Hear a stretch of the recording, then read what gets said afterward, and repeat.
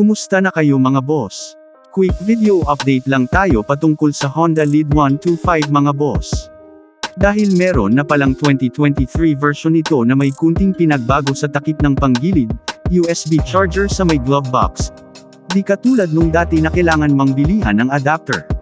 Parang medyo may pinagbago na rin sa under seat storage nito mga boss, kasi yung sa old version na Lead ay dalawang half-face helmet lang yung kasya, pero ngayon, ay isang full-face helmet at isang half-face helmet na ang magkasya sa under seat storage kahit same lang yung volume capacity nito na may 37 liters.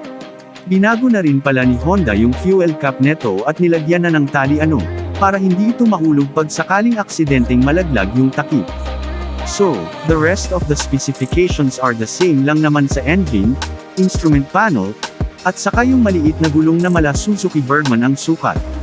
So, ayun na nga mga boss mas pinaganda at pina-improve na version na ito ng Honda Lead 125. Grabe, sobrang napaka-praktikal talaga nitong scooter na ito. Ano sa tingin ninyo mga boss? Sa tingin ko ay maganda itong ipangpalit kay Honda Click 125, kasi meron namang Honda Click 160 diba? So ano na Honda Philippines? Hinding-hindi kayo magkakamali sa Honda Lead 125 sa aking palagay. Okay mga boss, tingnan nyo na lang sa description box ang kumpletong detalye ng scooter na ito. Thank you for watching John Submoto. Wait for it. Here it comes. Almost there.